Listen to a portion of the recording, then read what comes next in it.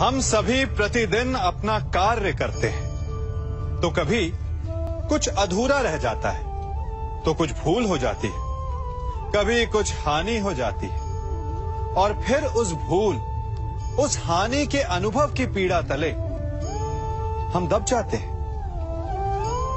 अब आप लोग कहेंगे कि ऐसा होना तो स्वाभाविक है। यदि ऐसा है तो तनिक सूर्य की ओर देखिए। वो प्रतिदिन अंधकार से लड़ता है और हर रात्रि के पश्चात एक नई ऊर्जा, एक नए तेज के साथ उदित होता है। तो क्यों ना आप भी अपने जीवन की बीती पुरानी बुरी बातों को भुलाकर अपना प्रत्येक दिन नई ऊर्जा, नए जीवन की तरह प्रारंभ करें। विश्वास कीजिए, आपका जीवन सरल हो जाएगा और आनंददायी भी। वृक्ष जब फलता है तो कितना सुंदर लगता है। उसकी डालियां झुक जाती हैं। जितने अधिक फल, उतनी झुकी डालियां। कारण वृक्ष कहता है कि मेरे इन फलों को तोड़ो, उसका आनंद लो। इससे एक ओर हमें वृक्ष के मीठे फल खाने को मिलते हैं, तो दूसरी ओर वृक्ष के स्वयं का बोझ कम हो जाता है। इसी भांति यदि आप सफल हैं तो अहंकारी मत बनिए, विनम्र रहिए। ये विनम्रता ही आपके बोझ को कम करेगी। और यदि आप विनम्र ना रहे, झुके नहीं, तो आप अपनी ही सफलता के फलों के बोझ से टूट कर गिर जाएंगे। समय बदलता है, ऋतुएं बदलती हैं। जब गर्मियां होती हैं तो हम उलाना करते हैं कि बड़ी गर्मी है, बारिशें कब आएंगी। और जब बारिश आती है तब हम कहते हैं कि बड़ा चिपचिप, सर्दियां कब आएंगी। और जब सर्दियां आती हैं तब हम गर्मी की प्रतीक्षा करने लगते हैं। और इसी कारण हम किसी भी ऋतु का आनंद नहीं उठा पाते। कल क्या होगा इसके विषय में सोचकर अपना समय व्यर्थ करना बंद कीजिए। ऋतुओं पर आपका कोई वश नहीं, परंतु आज के, अभी के इस पल पर, इस क्षण पर आपका वश तो है। उसे जीना सीखिए, उसका आनंद उठाना सीखिए। सबके मन का सबसे बड़ा भय क्या है? सबसे बड़ा लालच क्या है? सबसे बड़ी चिंता क्या है? तनिक विचारिए। सबके मन का सबसे बड़ा भय, सबसे बड़ी चिंता है मृत्यु।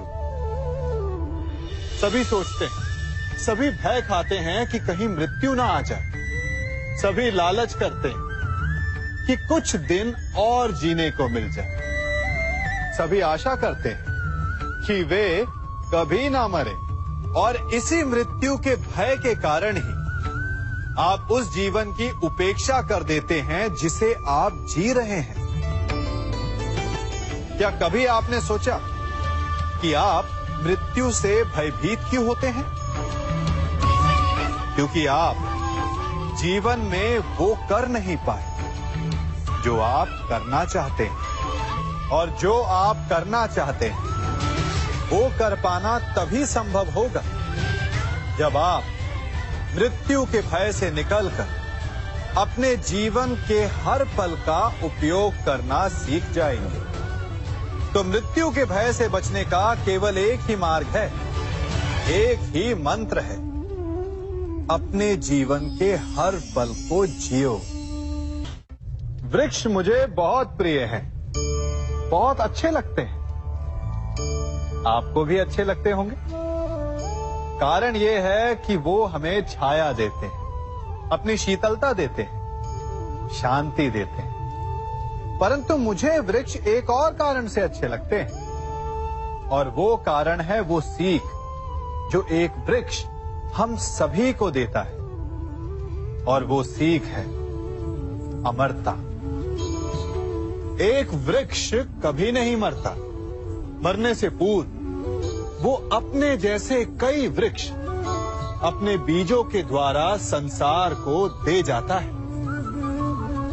तो अमर होने का केवल एक ही मार्ग है, और वो है जो आपके पास है, वो संसार को दो। अपना ज्ञान, अपना अनुभव, अपना आनंद बांटने में कंजूसी ना करें, कभी कृपण ना हो, तो आप संसार में सदा जीवित, सदा अमर रहेंगे। हम सभी घरों में रहते हैं, और अधिकतर लोगों के जीवन का ये एक स्वप्न तो होता ही है कि हमारा अपना घर हो, है ना? और बड़ी अद्भुत बात तो ये है कि कुछ समय के पश्चात हम उस घर को विस्तृत करना चाहते हैं, उसका आकार बदलना चाहते हैं, उसकी रूपरेखा बदलना चाहते हैं, क्योंकि इसमें आनंद भी है।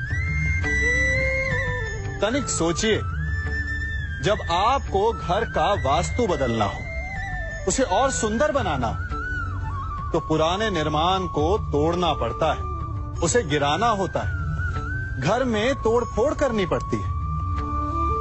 क्योंकि निर्माण के विज्ञान में टूटने का ज्ञान बहुत ही आवश्यक है। ठीक उसी प्रकार यदि आपके जीवन में समस्याएं, विपदाएं या बाधाएं आपको थोड़ा तोड़ें, तो इसे संकेत समझिए कि आपके भीतर कुछ नया बनने वाला है, कुछ नए का निर्माण होने वाला है। और स्वागत करें इस नए निर्माण का, अपने जीवन के इस नए युग का। कभी वन में सिंह को अखेट करते देखा है? हमें लगता है कि सिंह तेजस्वी है, बलशाली है, तीव्र है, इसलिए वो अखेट कर पाता है। परंतु इस अखेट के दूसरे पक्ष को भी देखने का प्रयास कीजिए। सिंह अखेट तभी कर पाता है जब हिरण आस छोड़ देता है, जब वो भागना बंद कर देता है, जब वो संघर्ष करना छोड़ देता है। सिंह हिरण की मृत्यु नहीं चुनता, हिरण स्वयं अपनी मृत्यु चुनता है। ठीक उसी प्रकार असफलता हमें नहीं चुनती, हम असफलता को चुनते हैं। ये हम ही हैं जो आशा को छोड़कर संघर्ष करना छोड़ देते हैं और भाग्य का अखेट बन जाते हैं। इसलिए संघर्ष करना मत बंद कीजिए, प्रयास करते रहिए और सफलता आपकी मुट्ठी में होगी। जब घर में अंधकार छा जाता है, तो प्रकाश लाने के लिए आप क्या करते हैं? दीपक ढूंढते हैं और उसकी लौ को प्रज्वलित करते हैं, और फिर अंधकार अपने आप दूर हो जाता है। अब आप कहेंगे कि इसमें कौन सी नई बात है?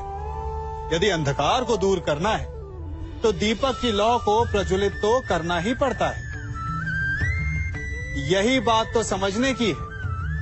यदि अंधकार से लड़ना है, तो अंधकार का सहारा नहीं लिया जा सकता, उसके लिए प्रकाश की आवश्यकता होती है।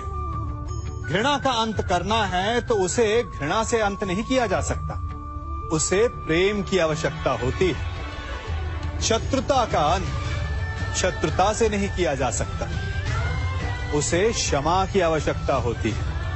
यदि आपको नकारात्मक ऊर्जाओं से लड़ना है, तो स्वयं को सकारात्मक बनाना होगा, और तभी आपके जीवन में वास्तविक आनंद आ सकेगा।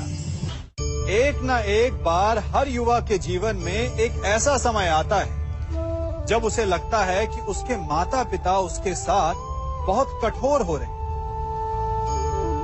मैं आपसे पूछता हूं, क्या आपने कभी कुम्हार को मटकी बनाते हुए देखा है?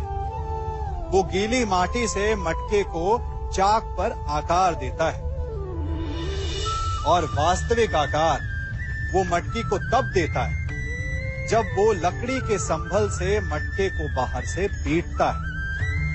हम सभी उस कुम्हार को मटके को पीटते हुए देखते हैं, परंतु उस कुम्हार के उस हाथ को नहीं देखते जो मटके को भीतर से बाहर की मार से सहारा दे रहा है। हमारे माता पिता भी ऐसे ही होते हैं।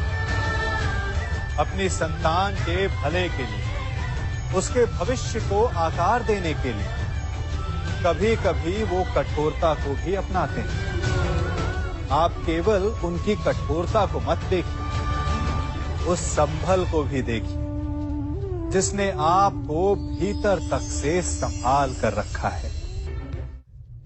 आप जानते हैं कि मैं क्या कर रहा हूं? मैं प्रतीक्षा कर रहा हूं कि कब इस वृक्ष पर फल लगेंगे और मैं उन मीठे फलों के रस को चख पाऊंगा। हंसी आ गई ना आपको? आप भी सोच रहे होंगे कि भला कौन सा मूर्ख बबूल के पेड़ को बोकर आम खाने की इच्छा रखता है। यदि कांटे बोए हैं तो फल नहीं, कांटे ही मिलेंगे।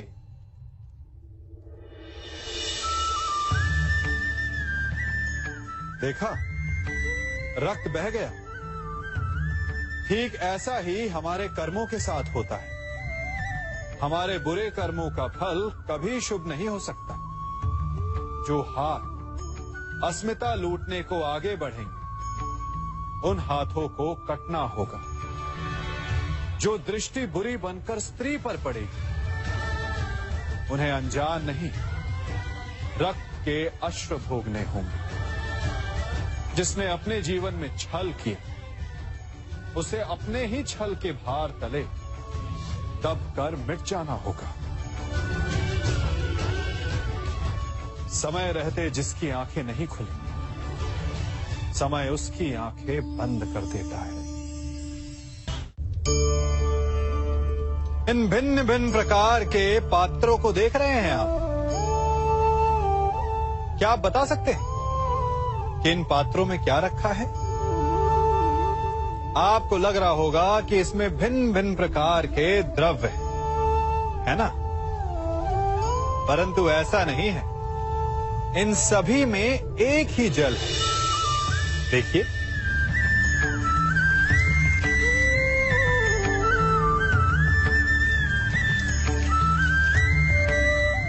परंतु ये भिन्न भिन्न लगते हैं क्योंकि जिसमें ये जल रखा है उसके रंग को परिभाषित करता है। अब यूं समझिए कि इस पात्र में रखा जल हम हैं और ये पात्र वो संगति है जिसमें हम रहते हैं। हमारी संगति के गुण धर्म हमें, हमारे व्यक्तित्व को, हमारे संप्रेषण को बहुत प्रभावित करते हैं। इसलिए अपनी संगति पर जिनके साथ रह रहे हैं उन्हें चुनने में सावधानी बरतें, क्योंकि जल को अपना पात्र चुनने का अधिकार नहीं है, किंतु हमें अपनी संगति चुनने का अधिकार अवश्य है। हम सभी के जीवन के लिए मित्रता बड़ी महत्वपूर्ण है। हम सभी अपने जीवन में अपने अपने मित्र चुनते हैं। मित्र वो होता है जिसके साथ रहने में, जिसके साथ समय बिताने में आनंद मिले। किंतु क्या मित्रता का अर्थ केवल इतना ही है? मित्रता होनी चाहिए जल और दूध की भांति।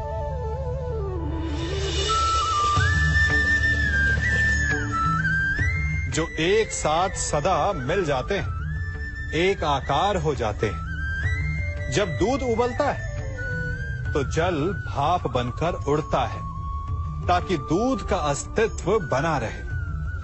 जब यह मिश्रण उफनता है तब दूध पात्र से पहले गिरता है ताकि वो जल को बचा सके। मित्रता भी इसी प्रकार होती है, किंतु यदि दूध में तनिक भी खटास आ जाए तो वो दूध को फाड़ देती है। ठीक इसी प्रकार यदि मित्रता में संदेह आ जाए तो वो मित्रता को समाप्त कर देता है। इसलिए मित्र बनाएं, किंतु झूठे संदेह से सावधान रहें। जब सागर का जल वाष्प बनकर उड़ता है तब वो हमें दिखाई नहीं देता। मेघ उस जल को अपने भीतर छिपा लेते हैं, लंबी यात्रा करते हैं, प्रयास करते हैं कि वो जल सदा उनके भीतर छिपा रहे। परंतु जब वायु का वेग उन्हें उड़ाकर किसी पर्वत से ले जाकर के टकरा देता है, तब उन मेघों को बरसना ही पड़ता है, क्योंकि यही नियति है, यही प्रकृति है। क्योंकि जल को सागर में जाकर मिलना ही है। ठीक ऐसा ही हमारे साथ भी होता है। हम सत्य अपने मन के मेघों में चाहे जितना छिपाने का प्रयास कर लें, परंतु समय की आंधी उसे वास्तविकता के पर्वत से ले जाकर के टकराकर हमारे समक्ष ले ही आती है। जिस भय के कारण आप सत्य को सामने नहीं लेकर आना चाहते, एक दिन वही भय हमारे समक्ष आकर खड़ा हो जाता है और फिर हम लाचार हो जाते हैं, क्योंकि हमने उस भय का सामना करने की तैयारी नहीं की होती। इसलिए सत्य से भागे नहीं, उसे छिपाए भी नहीं, उसे स्वीकार करें। भविष्य की बड़ी विपत्ति से बच जाएंगे। वृक्ष से टूटकर गिरे पत्ते को तो आप सभी ने देखा होगा।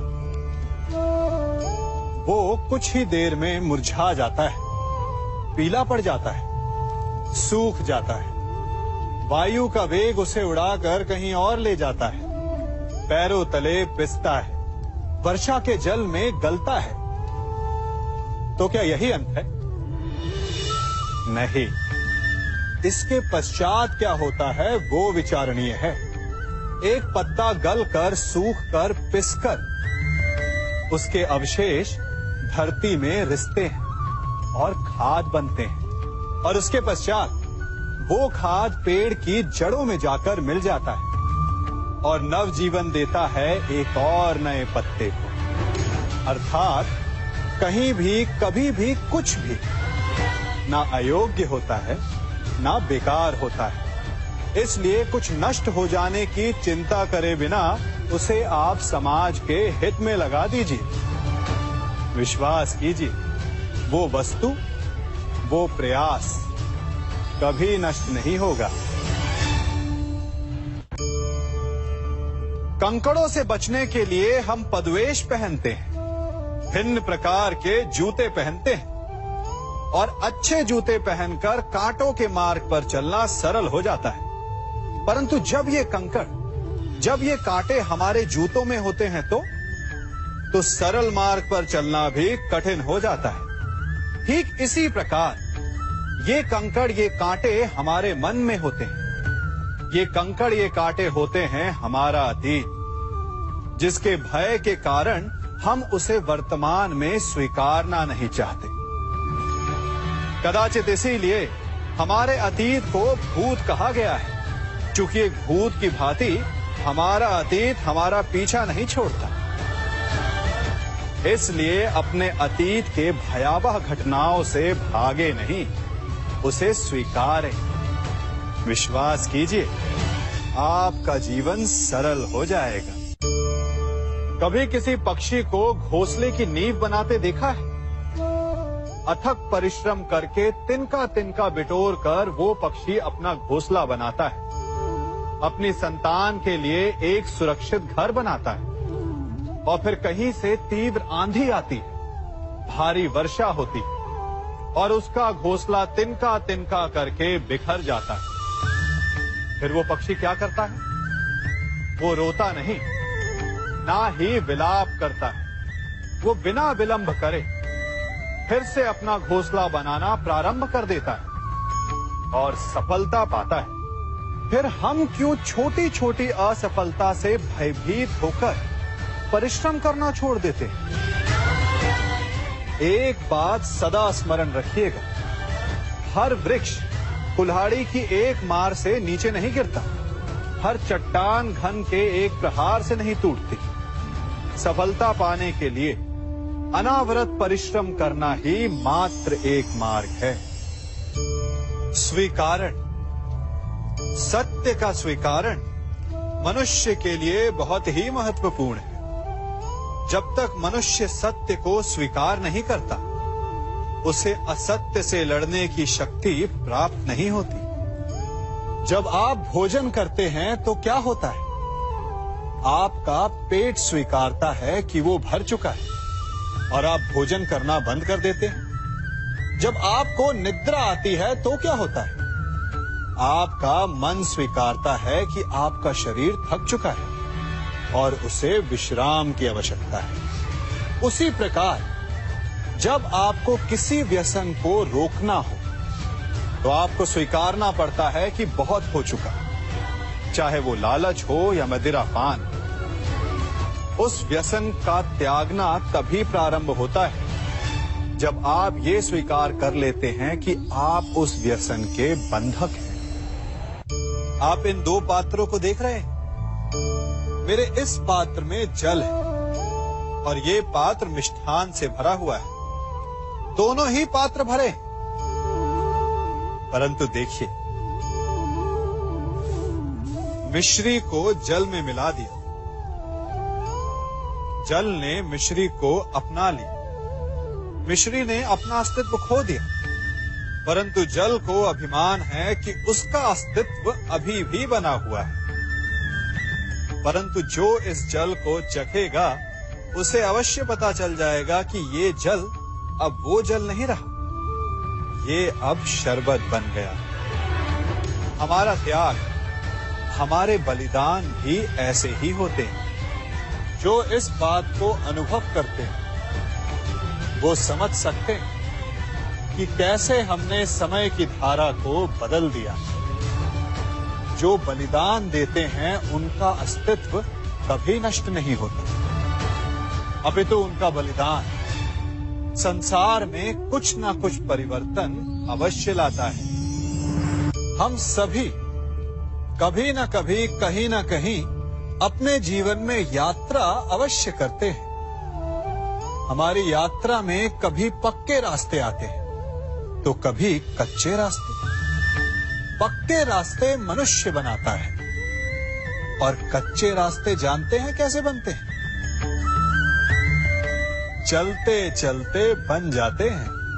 जब लोग एक स्थान से जाते हैं तो पैरों के दबाव से नीचे की घास कुचल जाती है। बार बार उस मार्ग से जाने से धीरे धीरे मार्ग स्वतः ही बन जाता है। और यही जीवन है, यही नियति है। जब आपके जीवन में आपको मार्ग ना मिले तो रुकिए नहीं, आगे बढ़ते रहिए और आपके पैरों के दबाव से मार्ग स्वतः ही बन जाएगा। हम सभी अपने जीवन में सफलता चाहते हैं, है ना? उसके लिए हम रात दिन परिश्रम करते हैं, कड़ी मेहनत करते हैं, परंतु फिर भी असफल हो जाते हैं। परंतु ऐसा क्यों होता है? कभी सोचा आप सबने? क्योंकि सफलता पाने का मंत्र बड़ा कठिन नहीं, बड़ा सरल है। उचित विचार, उचित समय, उचित स्थान पर उचित प्रहार। जब आपके विचार, समय, स्थान और प्रहार यानी परिश्रम उचित है तो सफलता आप ही को मिलेगी। जिस प्रकार एक लोहार लोहे से कुछ बनाते समय उस लोहे के सही ताप तक के आने की प्रतीक्षा करता है और समय आने पर उचित स्थान पर पर्याप्त बल से प्रहार करता है और लोहा आकार ले लेता है, ठीक उसी प्रकार आपकी सफलता भी आकार लेती है। हम सभी को अपने जीवन में कभी ना कभी निराशा मिलती है, असफलता मिलती है और अधिकतर लोग इसके पश्चात भाग्य का रोना लेकर बैठ जाते हैं। कुछ कहते हैं कि जिस स्थान पर मैं हूं उससे कई ऊंचे स्थान पर होने के योग्य था, परंतु नहीं जा पाया। किसी को पीड़ा है कि उसे जो मिलना चाहिए था वो उसे नहीं मिला, भाग्य ही बुरा था।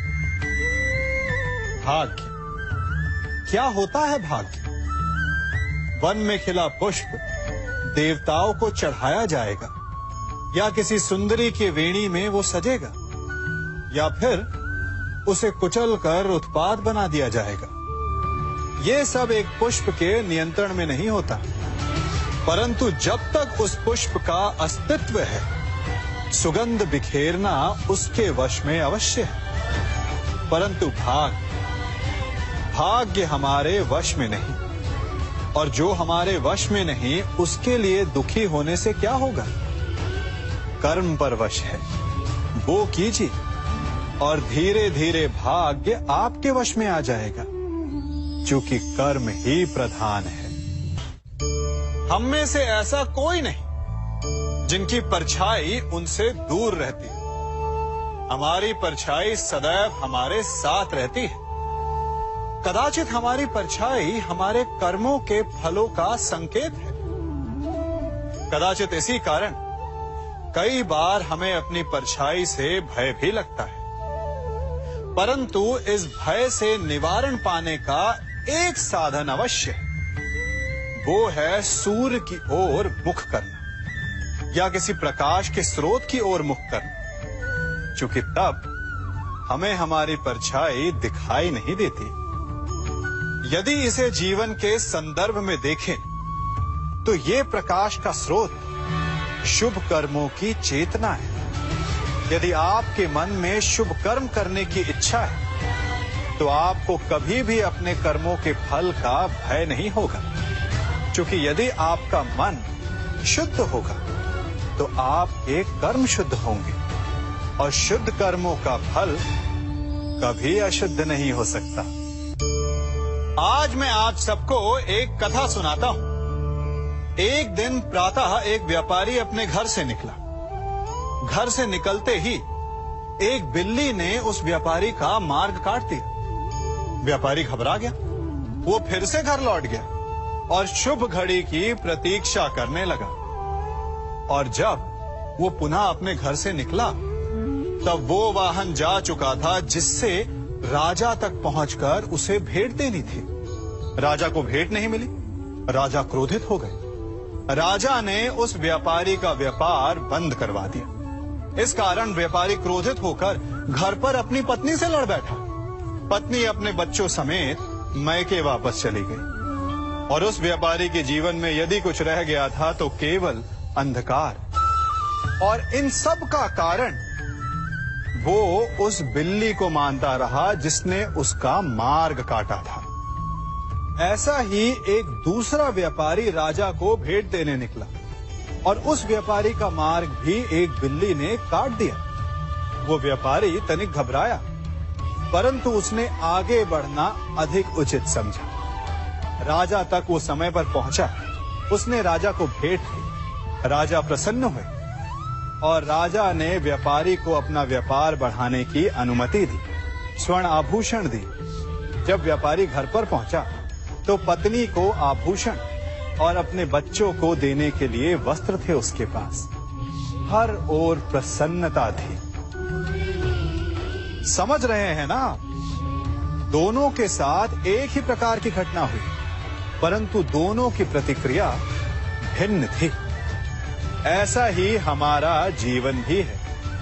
हमारे जीवन में प्रारब्ध का अपना स्थान है, परंतु उससे कई अधिक महत्वपूर्ण हमारी प्रतिक्रिया, हमारे सोच का प्रभाव है, क्योंकि यही हमारे जीवन को आकार देते हैं। इसलिए अपनी सोच को सकारात्मक रखिए। आपका जीवन सदैव आनंदमय रहेगा। कभी किसी सुरंग से बाहर निकले हैं आप? कैसा ना भूल पाने वाला अनुभव होता है ना? कितना भयावह अनुभव होता है।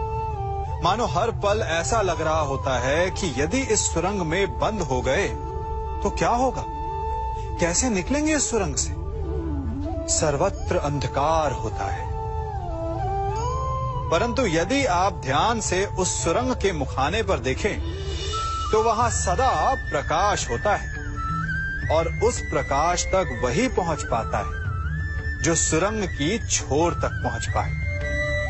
और ऐसा ही हमारा जीवन भी है। इसी प्रकार कई बार हम स्वयं को निराशा की सुरंग में पाते हैं, जहां बाहर जाने का मार्ग नहीं सूझता। मानो जैसे जीवन आनंद सब समाप्त हो जाएगा। परंतु ऐसी परिस्थिति में ठीक उस सुरंग की भांति इस निराशा को समाप्त करने वाला आशा का प्रकाश उसे ही मिलता है जो निरंतर आगे बढ़ता रहे। यदि आपके जीवन में कभी भी निराशा आए, कोई भी समस्या आए, तो उसका समाधान है निरंतर प्रयत्न करते रहना। प्रयत्न करते रहिए, आपको सफलता अवश्य मिलेगी। कभी आप ब्रह्म मुहूर्त में जगे? जगकर देखिए, संध्या होने के पश्चात जब रात्रि का अंधकार सारे संसार को धीरे धीरे अपने अंधकार में निगलने लगता है, तो यही अंधकार ब्रह्म मुहूर्त में भोर होने से ठीक पूर्व तनिक अधिक काला हो जाता है। कुछ समझे? हमारा जीवन भी कुछ ऐसा ही होता है। जब हमारे जीवन की समस्याएं अपने अंत पर होती है, तो यही समस्याएं एक भीषण रूप लेकर हमारे समक्ष प्रस्तुत हो जाती है और ऐसे परिस्थिति में अधिकतर लोग हार मान जाते हैं, भय खा जाते हैं। परंतु यदि आप हार न माने, भय न खाएं, दृढ़ रहें, निरंतर आगे बढ़ते रहें, तो प्रकाश के रूप में हमारा स्वागत करने के लिए सूर्य उदय सदा हमारे समक्ष प्रस्तुत रहेगा। आपने बरगद के वृक्ष को देखा है? जितना विशाल उतना दृढ़। पतझड़ में वो सूख जाते हैं, परंतु दुर्बल नहीं होते, टूटकर गिरते नहीं। और उसके विपरीत दलदल में उपजे वृक्षों को देखिए, वो दिखने में तो बड़े होते हैं, पतझड़ आए या शीत सदा हरे भरे होते हैं, परंतु इतने दुर्बल होते हैं कि जलधारा के हल्के से वेग से वो गिर जाते हैं। परंतु ऐसा क्यों होता है? कारण है जड़ें। जिसकी जड़ें दृढ़ भूमि में है, वो हर चक्रवात, हर ऋतुओं को सह लेता है। और जिसकी जड़ें दलदल में है, वो स्वयं की जड़ों को दुर्बल बना लेता है। कुछ ऐसा ही मनुष्य भी होता है, जो अधर्म, कुकर्म और असत्य की धरा पर उपजा है। वो समय की एक मार भी नहीं सह पाता। और जो मनुष्य सत्य, धर्म की धरा पर उपजा है, वो हर समस्या से अविचलित हो जाता है। अब आप पर निर्भर करता है कि आप क्या बनना चाहते हैं। हमारे जीवन में मित्र और शत्रु बड़ा महत्व रखते हैं। यदि गंभीरता से सोचा जाए तो ऐसा कोई क्षण नहीं जब हम अपने मित्रों के बारे में ना सोचते हो या फिर अपने शत्रुओं के बारे में। हमारा हर कार्य या तो हमारे मित्रों के हित के लिए होता है या फिर हमारे शत्रुओं के अहित के लिए। हम हर स्थान या तो अपने मित्रों के साथ होते हैं या फिर अपने शत्रुओं के साथ। कोई नहीं चाहता कि उनका शत्रु प्रसन्न रहे। हर कोई अपने शत्रु को नष्ट कर देना चाहता है और ऐसा करने के लिए वो हर संभव प्रयास करता है। उसे आर्थिक, मानसिक और शारीरिक हानि पहुंचाने का प्रयास करता है। परंतु यदि मैं आज आपको ऐसा मंत्र सिखाऊं जिससे आप अपने शत्रु को सदा के लिए नष्ट कर दे तो, और वो मंत्र है मित्र बनाना। अपने सभी शत्रुओं को अपना मित्र बना लीजिए और आपके सारे शत्रु स्वतः ही समाप्त हो जाएंगे। मैं क्या कर रहा हूं? मैं दिए प्रज्वलित कर रहा हूं ताकि अंधकार को मिटा सकूं। अब आप कहेंगे कि इसमें कौन सी बड़ी बात है ना? परंतु इसमें महत्वपूर्ण बात समझने के लिए यह है कि मैं क्या नहीं कर रहा हूं, और मैं अंधकार नहीं कर रहा हूं। क्योंकि अंधकार को मिटाने के लिए प्रकाश का अस्त्र तो उठाना ही पड़ता है। बुराई को बुराई से नहीं, अच्छाई से जीता जाता है। अन्याय को अन्याय से नहीं, न्याय से लड़ा जाता है। क्रोध को क्रोध से नहीं, क्षमा का साथ लेना होता है। ठीक उसी प्रकार एक लोहा लोहे को काटता है, परंतु एक ठंडा लोहा ही गर्म लोहे को काट सकता है। इसलिए यदि आपको अपने जीवन में विजयी होना है तो अपने शस्त्रों को, अपने अस्त्रों को सोच समझ कर उठाइए, क्योंकि एक अनुचित सोच परिणाम पर भारी प्रभाव डाल सकती है। आप सब सोच रहे होंगे कि ये क्या मैं करने लगा। मैं इस पौधे को जड़ से उखाड़ रहा हूं। आश्चर्य हो रहा है ना कि एक पौधे को उखाड़ना या काटना ना केवल एक अपराध है अपितु पाप भी है। तो फिर मुझे ऐसा करने की क्या आवश्यकता पड़ गई? क्योंकि कई बार विनाश ही सृजन तक पहुंचाता है। यदि नया भवन बनाना हो तो पुराने भवन को गिराना पड़ता है। व्यवस्था को परिवर्तित करने के लिए क्रांति लानी पड़ती है। और उसी प्रकार यदि किसी वृक्ष या किसी पौधे की जड़ों में घुन लग जाए या उसका मूल सड़ जाए तो उसे जड़ से उखाड़ देना ही श्रेयस्कर होता है, ताकि उस स्थल पर नए पौधे उपज सके। युद्ध करना पर्याय नहीं, परंतु कभी कभी शांति के लिए युद्ध करना आवश्यक हो जाता है। संसार में सबसे श्रेष्ठ क्या है? फूल या कांटे, प्रेम या घृणा, संपन्नता या दरिद्रता, मित्र या शत्रु? बताइए। अब आप भी कहेंगे कि भला ये कोई पूछने की बात हुई? अवश्य, फूल, प्रेम, संपन्नता और मित्र ही श्रेष्ठ है। परंतु क्या आपने अपने जीवन में कभी सोचा है कि हर एक भाव, हर एक वस्तु, हर एक घटना का एक गुण धर्म होता है? त्वचा पर जलन करने वाले फूलों से अधिक श्रेष्ठ वो कांटे हैं जिनसे आप अपने घर की बाढ़ बनाते हैं ताकि वन्य पशु आपके भीतर ना आ सके। वो प्रेम श्रेष्ठ नहीं जो आपको अंधा, लोभी, पक्षपाती बनाते। वो घृणा श्रेष्ठ है जो आपको नया मार्ग दिखाते। वो संपन्नता श्रेष्ठ नहीं जो आपको कृपण बनाते, मद्दांध बनाते। वो दरिद्रता श्रेष्ठ है जो आपको जीवन में परिश्रम करने की शिक्षा दे। कुविचार देने वाले, बुरा मार्ग दिखाने वाले मित्रों से अधिक श्रेष्ठ वो शत्रु होते हैं जो हमें जीवन का लक्ष्य देते। इसलिए अपने जीवन में हर वस्तु, हर भाव, हर घटना के गुण धर्म को पहचानिए और उसके पश्चात अपना चयन कीजिए। स्वर्ण, हम सभी को अपने जीवन में स्वर्ण से कभी ना कभी कुछ ना कुछ थोड़ा या अधिक मोह होता ही है ना? परंतु क्या आपने कभी सोचा कि स्वर्ण को प्राप्त कैसे किया जाता है? जब भूमिगत खदानों से स्वर्ण को निकाला जाता है तब वो एक पाषाण की भांति होता है। ऐसा पाषाण जिससे आप किसी को भी मार सकते हैं, परंतु उसे आभूषण के रूप में स्वयं के शरीर पर धारण नहीं कर सकते। यदि उसे आभूषण बनाना है तो उसे लंबी यात्राएं करनी होती है। उस पाषाण को पिघलना होता है। सोनार के हथौड़ी की अनेकों चोटें खानी पड़ती है, फिर काट छाट और उसके पश्चात जाकर वो ऐसा आभूषण बनता है जो हमें वर्षों तक, सदियों तक लुभाता रहता है। इसलिए यदि आपको समय पर विजय पानी है तो स्वयं के निर्माण पर समय देना होगा।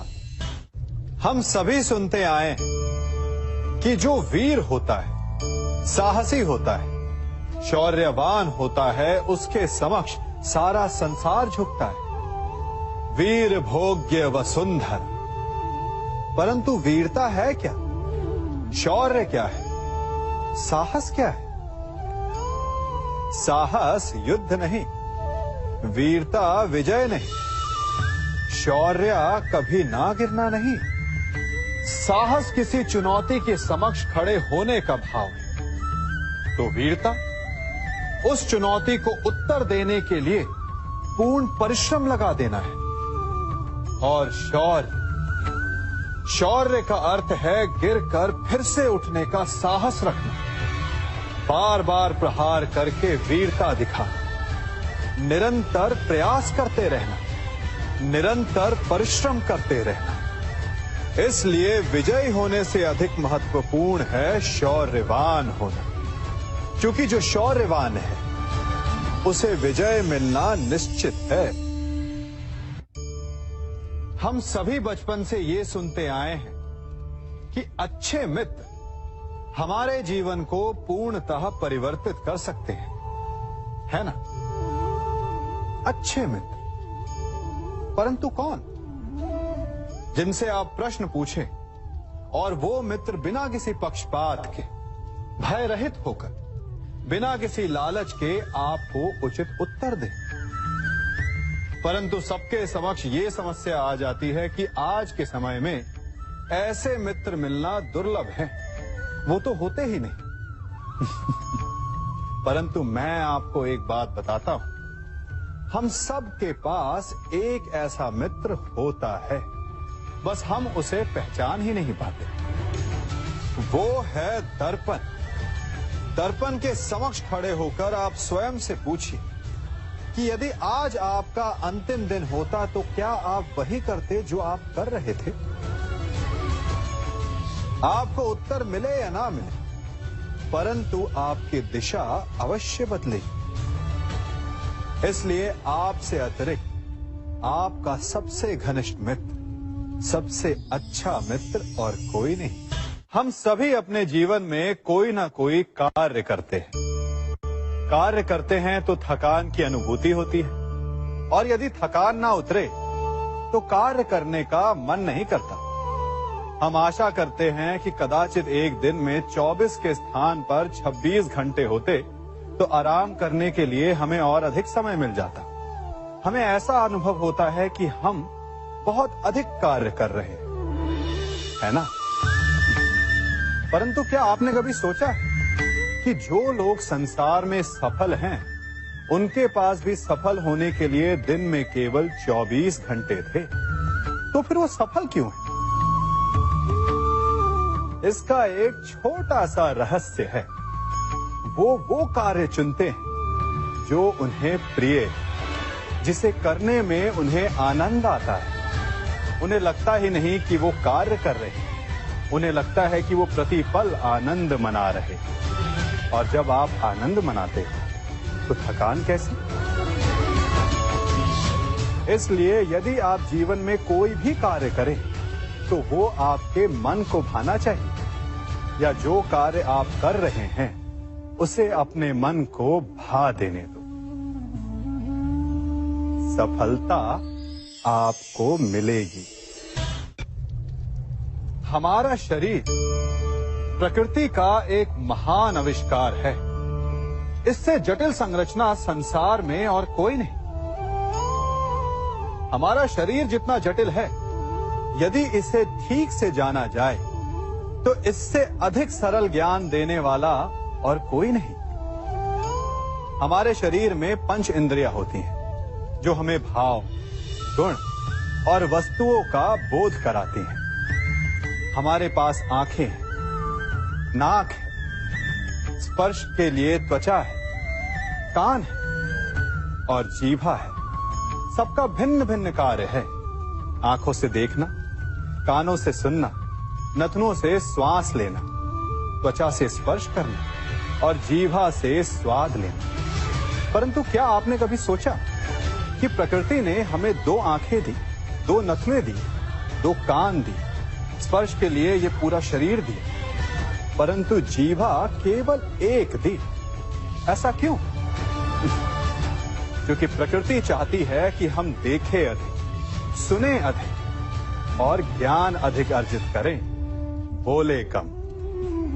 क्योंकि अधिक वाचाल नाश को निमंत्रण देता है। स्मरण रखिएगा, सागर तो आप सभी ने देखा होगा। बाहर से कितना उन्मुक्त और भीतर से कितना शांत। उसकी बलशाली लहरों को देखकर ऐसा लगता है कि मानो वो सब कुछ चूर चूर कर देगी। परंतु उसके गर्भ में ना जाने कितने अनदेखे अनजान जीव पलते हैं। उसके भीतर मोती मुक्ता जन्म लेता है। सागर एक है, परंतु उस सागर को लेकर के हमारी प्रकृति भिन्न भिन्न होती है। कोई उसमें तैरता है तो कोई उसकी लहरों का आस्वादन करता है, कोई उसमें अपने पांव भिगोता है तो कोई उसके भीतर जाकर मोती मुक्ता बाहर ले आता है, तो कोई तट पर बैठकर सागर की लहरों को निहारता है, कोई उसमें जीवन का आरंभ देखता है तो कोई उसमें अपने जीवन का अंत देखता है।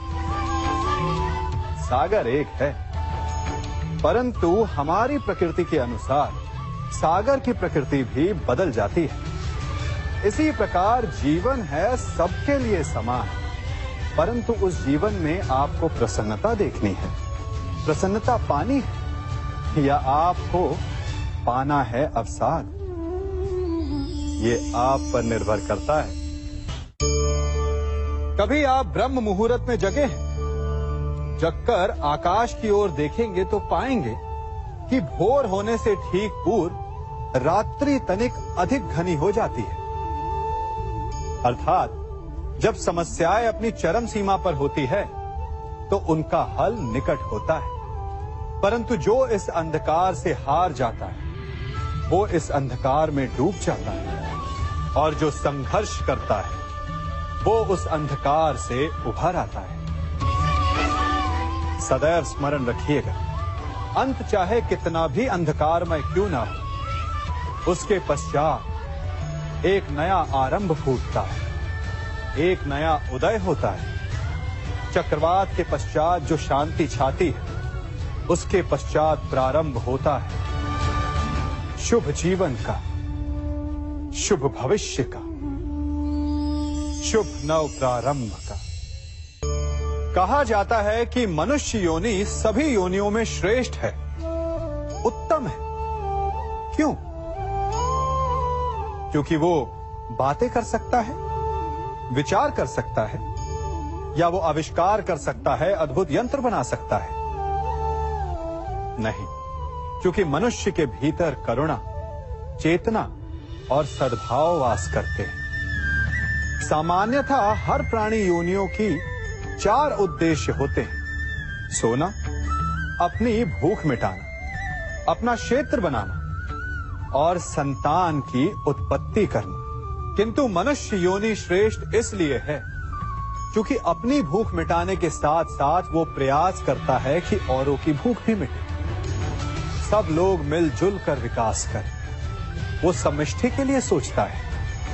अपने आप चरना तो पशु की प्रवृत्ति होती है, परंतु दूसरे के लिए स्वयं का बलिदान कर देना, दूसरे के दुख को समझने की करुणा, यही प्रवृत्ति एक मनुष्य को भिन्न बनाती है। जिस दिन मनुष्य के भीतर करुणा लुप्त हो जाएगी, उस दिन वो मनुष्य सामान्य पशु बनकर रह जाएगा।